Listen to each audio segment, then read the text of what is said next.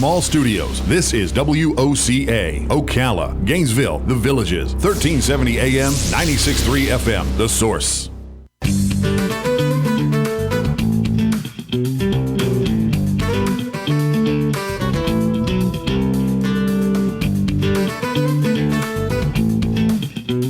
See, I like it this way better. I like Jessi close to the camera.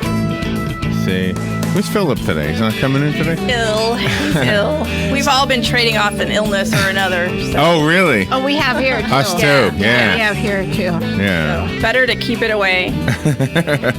You better go clean yourself. You just gave me a hug, and I got it.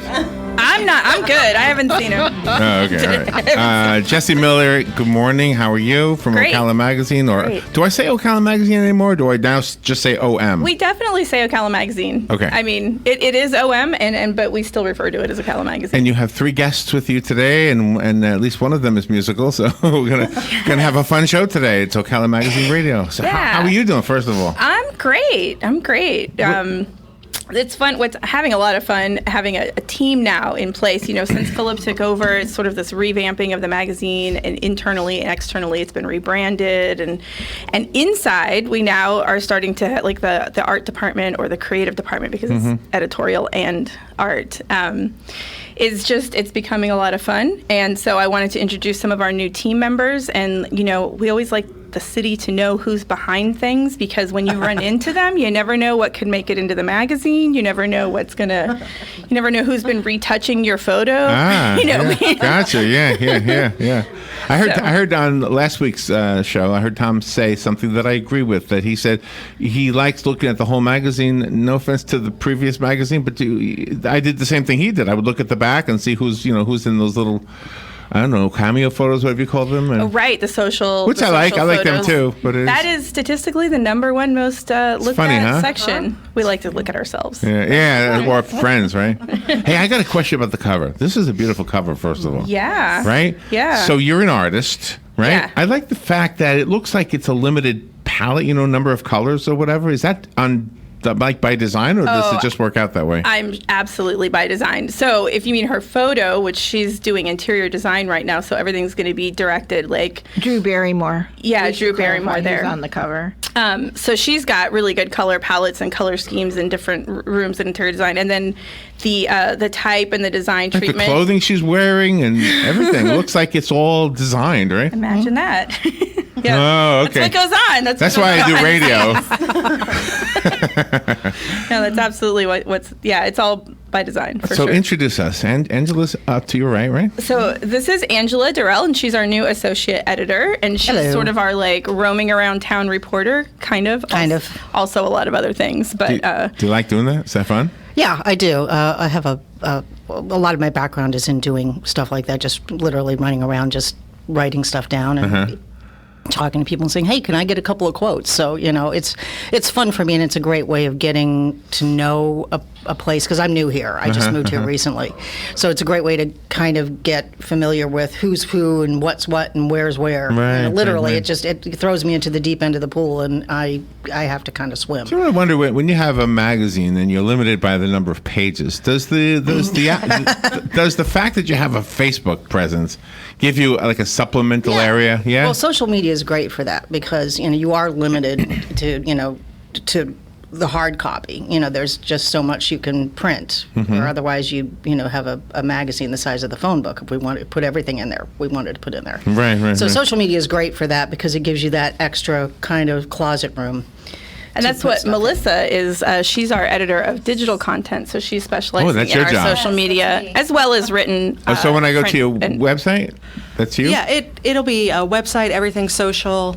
We're actually looking at doing a lot more with Facebook Live, Instagram TV, YouTube. There's a whole lot of stuff that's coming up. Exciting. So yeah, wow. And those forums are, like you were saying, absolutely great for the additional content. And we also have things like newsletters that people can sign up for through our social media pages, where there's going to be exclusive content for people that have subscribed to the magazine and early access to our magazine. So it's a great way to reach people on many platforms. So do you have a mindset of 3 different audiences? Can I tell you who I think you're thinking of? You're thinking of the people who live here. You're thinking of the people who used to live here. And you're thinking of the people who want to visit here one day. Are they like? Do you consciously say, "I want to write to that audience, or this, or to all three at once"? Or I think for the most part, if you focus in on what's happening here, then you'll hit all three of them. Definitely, the people who visit or want to live here are a really good market to hit.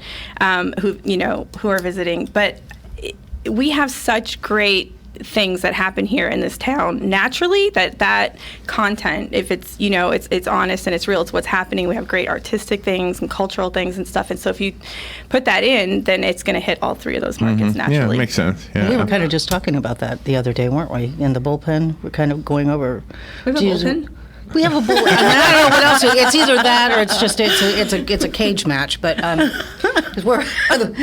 So you were talking about it because we were just kind of talking about what kind of things do we want to say with this story or that story, and who are we trying to reach, and kind of just going, it's not a limited thing.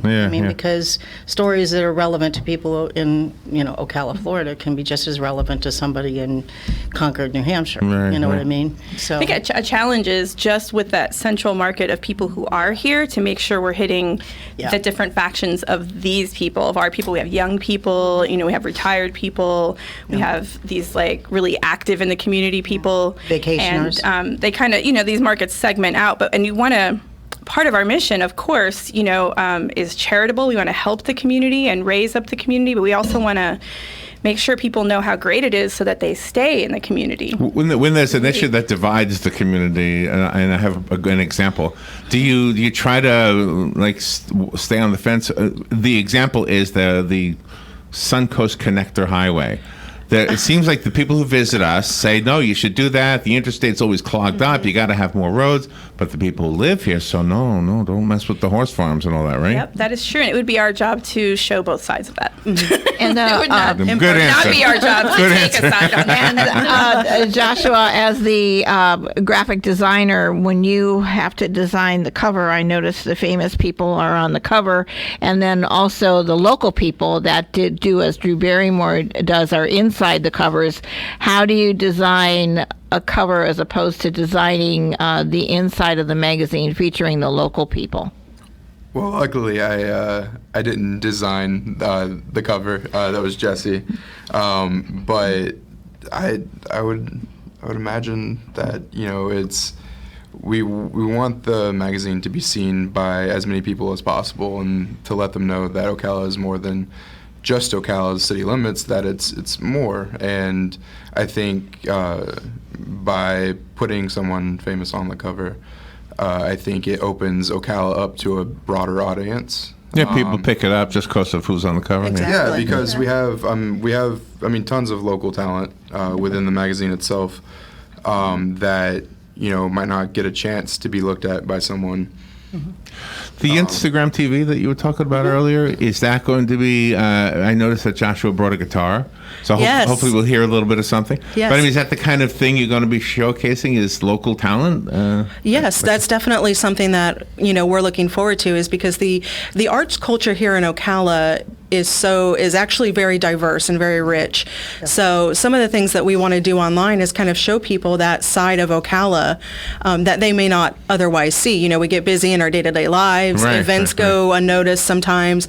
So we just want to provide an extra platform for people and kind of give them that another contact that they can view Ocala through a different lens. Yeah, we did that wine and tapas. Tapas, yeah. Yes. And That so was fabulous. I actually got to see restaurants in town I never have been to. Exactly. And in the process, got to see entertainers I never heard of. And Exactly. there wasn't one that was bad. They were all really good. Exactly. Right. Yeah, we're going to have a regular section where we feature a local musician, and we'll probably have them in once a month here on the radio to play a little something at a talk. We had, Olivia Ortiz in here a couple weeks ago. Oh my gosh, she was great. She's amazing. She is so She was fabulous. great, I'm sure we'll have her back. But, as much as we all tout how robust the arts are in Ocala, there's still underrepresented levels of it. So we're just trying to bring that up into the, into our magazine, which is in print and online. So we think we've got a good platform good for you for that. doing that, because that kind of enriches all of us. When you do that, then the rest of us know, let me go to this place and see Josh. Josh, are you playing anywhere right now? My band has a show coming up tomorrow that we're doing for. It's like a private show for a cancer survivor. Oh wow! Who's close friend of us. But right now we're focusing more on finishing up our. What's your band? What's your band? The States. The States. Yeah. They play out like at least every other week. I'm always asking and missing a show for some reason or other, and I've got to get to them. But they do play out a lot. Yeah, we play a lot at O'Malley's, but we play a lot in Orlando. How many in your band? There's 4 of us. Wait a minute. That stage in O'Malley's is like the smallest. No, not the one in. Oh, the one okay. on the outside. Oh, okay. I was gonna say. Yeah. That looks like a tight fit. Yeah. So can you play something now? Can we ask you to? Absolutely. Scoot down so you can. Yeah, I'm gonna move. And I'll try my best to make that microphone sound as good as possible. Oh, it's fine. There we go. All right, First thing I did when I met Josh was stalk him on Spotify and played a whole bunch of his music. He's Oh, great. really? He's great. Yeah. all right. Let's do Bruce Springsteen. Everyone likes Springsteen. Springsteen. I love Springsteen. All right.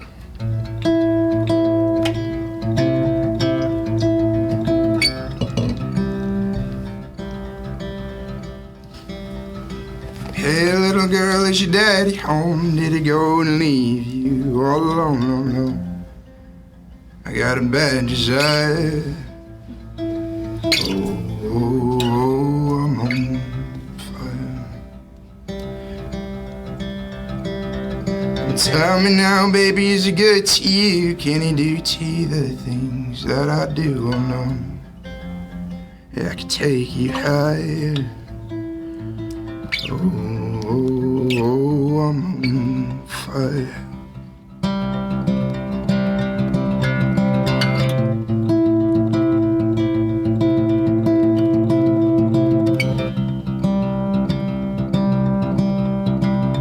Sometimes it's like someone took a knife, baby, edgy and dull, cut a 6-inch valley through the middle of my skull.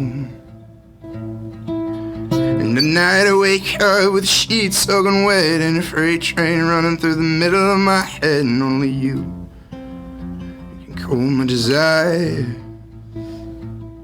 Oh, I'm on fire. Oh, I'm on fire. Oh, I'm on fire.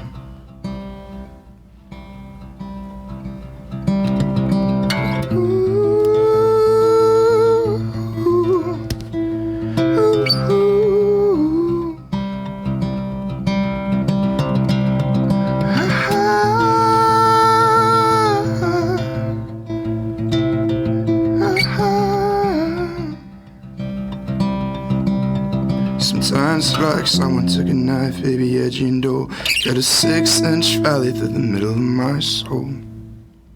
And at night I wake up with the sheets soaking wet and a freight train running through the middle of my head. And only you cool my desires. Oh, I'm on fire. Oh, I'm on fire. Oh, I'm on fire. Wow, that is fabulous. Oh my gosh. Absolutely. That is good. Who's your Patty Scalfa? Who's your Patty? Yeah. You must have a Patty, right? That is so good. Wow, nice job. I think we need you to open up the day every day with the opening song. That's Executive so decision beautiful. Was that tough doing it this time of the day? Yes, always. Yes, me and Olivia share that the singing in the morning is the worst. But she, I mean, far greater singer than I am. Beautiful, but- Josh. That was amazing. Yeah, Yeah. that was wonderful. Thank you. You cover in this issue the Emerging Artist Competition. Yeah, Magnolia Art Exchange in partnership with the city of Ocala. So, Magnolia Art Exchange, we just got our construction done, our certificate of occupancy. So we'll be doing a call for artists. And so at some point later this year, there'll be a grand opening. There'll be artists in the studios and everything. But up until then, for like 4 years, we've been raising money and just holding a few events I say we. I happen to be the president of Magnolia Art Exchange, so I just shifted from there. Sorry. But so during the past 4 years, as we were raising money and getting the place together, we also held like paint outs and some, art sales. And then one of the things that we're really proud of that the city started and we do with them is this emerging artist competition, because it's so important to get young artists not just like some visibility and some opportunity, but the directive to really professionally put their work together and get it ready to hang and show up on time and put your artist statement together and get it priced. And there's a whole thing to treat it professionally. So that was our third one, and that winner, which we showcased in Ocala magazine, he had a beautiful painting of these koi fish, and he had entered last year and didn't place at all. So this year he happened to get best of show. So it's a great example of just keep doing the work and keep entering the work. And his piece was beautiful. I remember talking to him about it, and he said he had actually he talked a lot about the process being the goal itself and everything. So he was just really into it. And he had bought some, betta fish as reference and done a whole bunch of stuff. Oh, really? This giant, maybe it wasn't koi fish, maybe it was betta fish. Anyway, so he really put a lot into it. And I think it's beautiful that he won and got that, accolades for it. That's interesting, yeah. So when did he tell you that losing actually helped him become better? I've heard that before from other people who've lost contests. You know what I mean? Yeah. And there's something about that. So, like they can't stand losing, and who wants to lose, right? Right. But it's part of being an artist, and it's part of being any kind of competitive athletics, art, business. I mean, losing is part of success. I would think so. Yeah. And I think in that, as he says, part of the process. I mean, you just have to keep creating, and sometimes you're not going to like everything you create, and that's sort of a loss all by itself, whether it goes to the public or not. But it's fine. You just create more. It's the process. I just did a story a few months ago, actually, about a kid who he had applied to a scholarship program very similar to this. It was kind of an arts program, and he didn't get it. It was his junior year, and so he's like, "Oh well, okay." But his teacher encouraged him, "Try again. Just because you didn't get it this time doesn't mean." So, and he did, and he won it, and he went, it was one of the best. He said, actually, one of the best experiences about that was that I didn't get it the first time because I just kind of recommitted and I worked even harder, and it just made it all that much better that I got it the second time. It is an interesting thing about our state of being a human, right? It's that sometimes the things that hurt are the things that make us the best, right? Yeah. Can I ask a question about choosing stories? In Joshua's case, he's playing a Springsteen song, and that goes over really well in Ocala now. But I bet it didn't go over that well 10 years ago, Springsteen, right? So as a musician, you would have said, is this going to go over in our community, right? Do you have to think that way?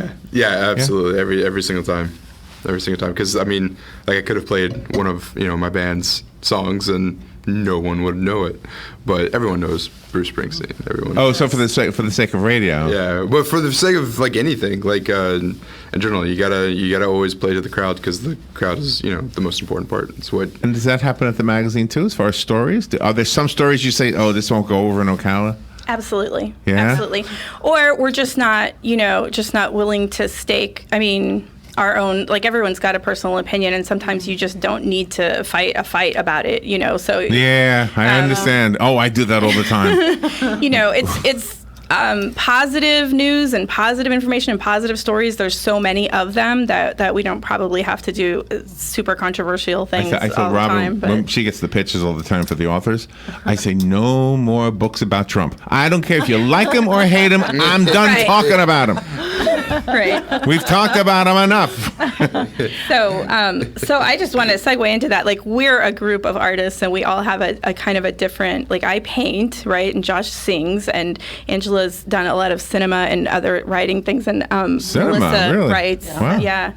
But I just want to. So Melissa's actually written a book. Like you're speaking of books. Congratulations! Yes, thank you. Yeah, I want. What's that about? It's for young adults, right? Yes, the book is really a young adult sort of fantasy, almost supernatural thriller. So it's something that is different, definitely from anything I do at the magazine. Wow, that's impressive.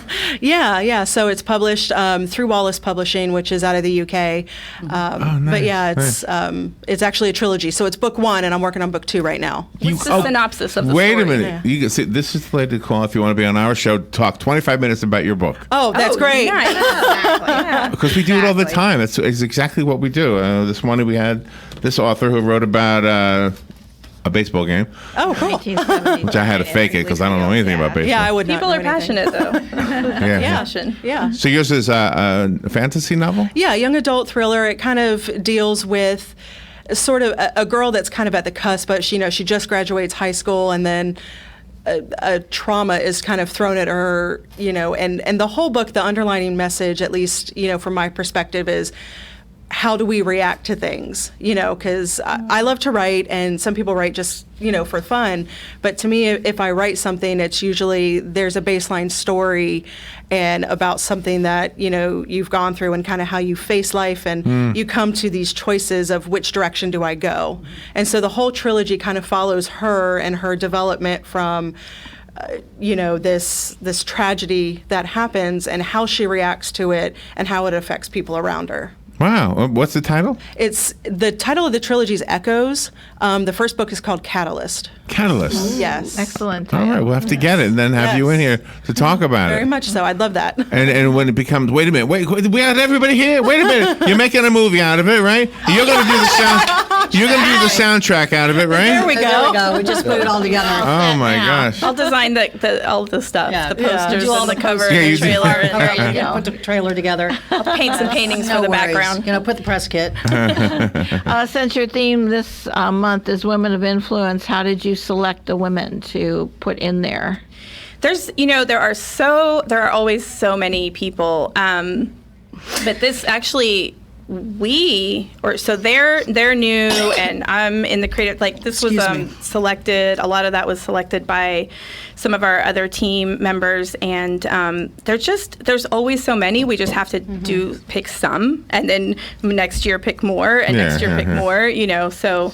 Obviously the criteria is just people who are really involved in doing, making a difference and doing a lot. Just like our 40 under 40, which is coming up, and that's hugely difficult because we get a bazillion. That's I think that's the number, a bazillion nominations. Yes. It's exactly the number. If you go to the airport, you can exchange your money for Brazilian money. Just get rich right overnight, right? How do you keep your objectivity when you're writing articles so you don't appear slanted?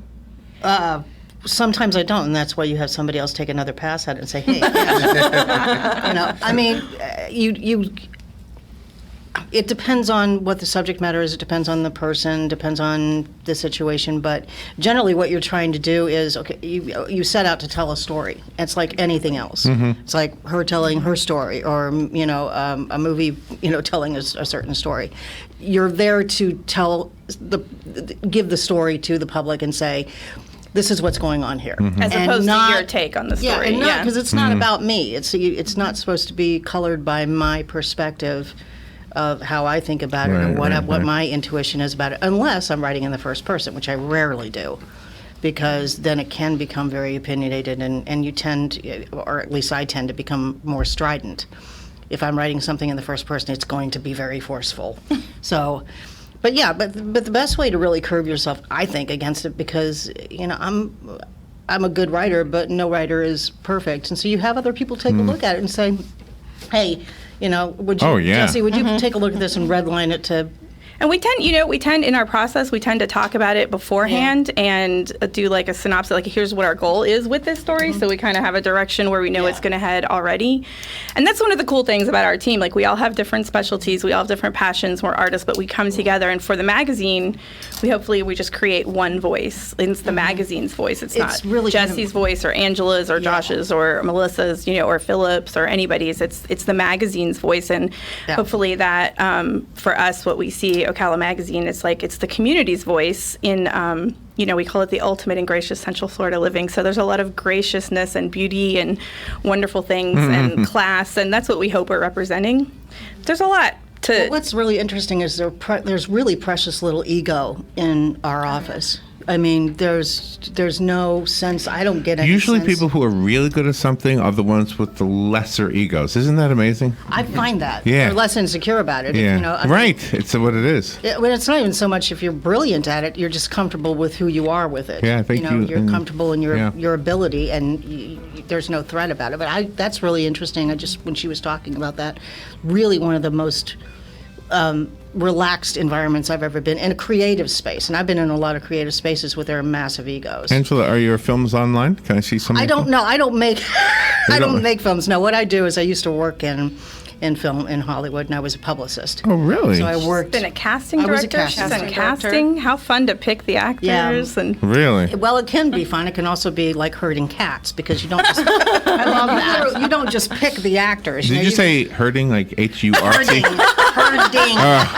Herding. Because Grumpy Cat just died. Yeah. Is that your fault?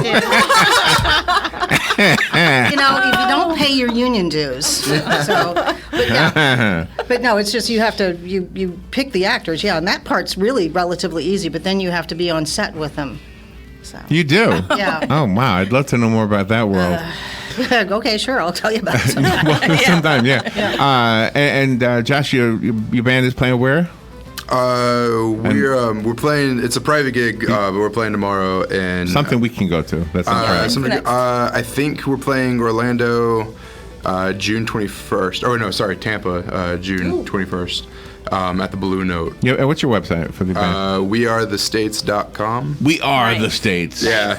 .com. I like that. Okay. Joshua, let me see. Jacobs. Nice to meet you, Joshua. Nice to meet you. Let's see. Melissa Deskovich? Yes. Am I saying your name right? Yeah, Diskovic, yeah. Diskovic. Okay, I'm looking forward to reading your book. Angela Durrell, thank you so much for sharing your Thanks for having us. everything. And Jessi Miller, as always, thank you for coming in and doing this. And Philip, you, wherever you as are, always. Yes. Ocala Magazine. Feel better. Get better. We'll be right back. This is The Source, WOCA Ocala.